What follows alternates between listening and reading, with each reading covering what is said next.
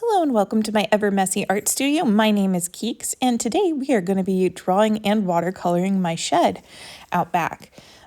So one of the things I wanted to try was this awesome Rosemary Co kind of miniature palette that they have. So I thought that maybe it would be a great thing to take while I'm traveling, and it's really tiny and adorable. So as you can see it right here, when I open it up, it has tiny little palettes in it. And what I chose to do was I used my Paul Rubens watercolors, and I actually got the liquid versions of them, and I put several different colors within this so I could kind of test my own palette because I've never made my own palette before. So I just wanted to, number one, see if this would be useful for traveling, and number two, I just wanted to kind of try it out for fun. So on here I have swatched what I decided to put in my pocket palette. So the first color is Corandone Rose. Then we have Madder Red, Madder Light Red, Permanent Orange, Naples Red, Raw Sienna, Perm Yellow Green, Cobalt Blue, Ultramarine Deep, Permanent Blue Violet, a mix of Phthalo Blue and Madder Light Red, Burnt Umber, Permanent Red Violet, Hooker Green Deep, Viridian, Phthalo Green, Yellow Ochre, Sepia, Lemon Yellow, Olive Green, Payne's Gray, a Yellow Medium, Burnt Sienna, and that's it. And the yellow medium I'll end up using for mixing greens in. Like I said, I've seen a couple of artists that have this tiny little palette, and I absolutely adored how small it was, so I just wanted to try it out.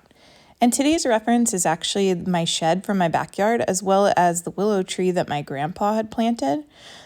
So it's just a beautiful view, and I thought that it would be a really fun thing to try to draw and paint. So I was really excited to get into it. I'm also going to use just a watercolor pen because part of this is I want to see if maybe someday I can do a plein air sketch, which plein air is whenever you're going outside to do your art basically on location. And I'm going to use my watercolor journal. So I'm just flipping to the last page here. I'm always really excited to paint in this journal because I did make this journal myself, and it's going to be great because it's almost filled up and then I can do a sketchbook tour. Lately, I've been really interested in having kind of like an edge around my paintings, like kind of drawing in my edges. So that's why I went ahead and taped around it. And then I'm just going to put the reference over to the side so I can see it visually. I do usually start with a mechanical pencil. I've been drawing with a mechanical pencil probably since I was in about 3rd grade. That's about the time when they started getting really, really popular at school that I remember in elementary. I do sometimes start with a regular number 2 pencil just because sometimes it's nice to have that softer lead stroke. But honestly, I almost always just end up switching to a mechanical pencil. So I did bring some of those types of pencils with me in case I wanted to use them, but this is my Old Faithful, and this is really what I like to start with, so that's where I went ahead and went with it. When I start with my sketches, I like to just draw simple shapes first. You'll notice a lot of easily made shapes, like I started with a rectangle and then kind of made a cube shape as I went. I would strongly recommend this. If you try to start out with too many complicated details at once or try to draw it as it is, chances are you're going to give up on yourself, because I know I used to do that a lot. And you're just going to cause yourself a lot of frustration, and you might even end up throwing out your work. So I would just start with really simple shapes and just kind of build onto that. And what I like to do is after I do the pencil drawing, I end up going over it with a pen anyway. So even if your lines aren't quite perfect, you can fix that with your pen. If you're curious about what those things on the side of the building are, those are actually going to be little planters. One year, my husband and I had actually put like different plants on the side of our shed. So that's what that's supposed to be. And then I did put a little bench there that's not in the reference because we actually used to have a small bench that was out front of it, but it got blown away in a storm. As crazy as that sounds, we live in Tornado Alley, as they call it. So while it wasn't a tornado that blew it away, it did get blown somewhere, and I have no idea where it went. Would love to see it, but it's been years since it got blown away. At this point, you can see me going over with my very favorite pen. So the liner pens that I like to use are the Zig Millennium pens, which are actually made by Kuretake, as I found out in my last video, which is kind of awesome because I've always used Kuretake without even noticing it. I've been using these pens for about 10 years, and I love them because once you put them on, they don't typically smear unless you're like smearing it right after you put that mark on there, but usually after a couple seconds, it's pretty dry. And you can also watercolor over them and it does not move at all. It is a solid liner. However, I would be really careful because you do not want to use these over acrylics or over paints because you will run the nib on the marker. But they are my favorite and I do consider them almost as old faithful as my mechanical pencils. So I went ahead and made sure that I drew in the tree first. And then what I did is, even though I had originally drawn more details underneath the branches, I just kind of picked and chose what I decided should be shown here, because you don't want to overwork your drawing because then you could lose your details. Because at the end of the day, that tree is in the foreground and the shed's in the background. So I wanted those to stick together. I also added a nice stone path, which there actually is a concrete path in front of our shed. You just can't see it in the reference picture. If I was going to do this again, I probably would have done the path just a little bit different, or maybe not so straight, just so that it was a little bit more interesting. But I like the overall look of this, and it's really cute. I've always thought that the shed kind of had like a fairy house look to it, and it's really cute. It's been there since before we moved there. It was actually the previous owner's shed too. And he was a gentleman named Cliff who passed away, unfortunately, around the time that we got the house. But he had a beautiful garden, and his shed just really looked like a cute little dollhouse back there. And I've always really admired it. And it's really cool because when we moved in, we would always find like crystals everywhere.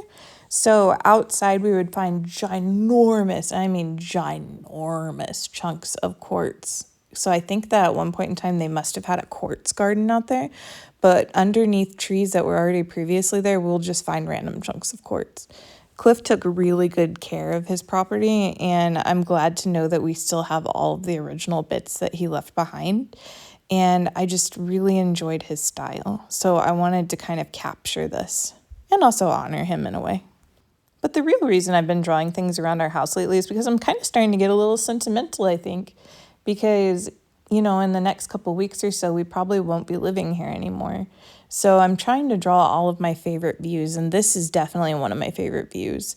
Some of the other views that I also want to try to draw eventually are, we have 2 Japanese maples that are in different points in our yard, and I absolutely love the shape of them. So I do plan to also draw those, but I'm not sure if they'll be in this sketchbook or if they'll possibly be in my next sketchbook. We'll just have to see. I also think it's really fun because, as I mentioned earlier, that tree that's there, the willow tree, was actually planted by my grandpa. So my grandpa, his name was Donald, and he actually loved growing trees. So at his house, there was probably like 15 to 20 trees that he grew himself. Like, that was his thing. Like, he just loved planting trees. He was always sad to see them come down, and he had plenty of willow trees. Willow trees were his favorite thing to plant. And it was funny because when we got this willow tree, it was just a wee little stick, with some like little leaves on it. And I remember a couple days after we planted it, we had a giant storm, and I was like, oh my God, it's going to snap the tree because it's so little.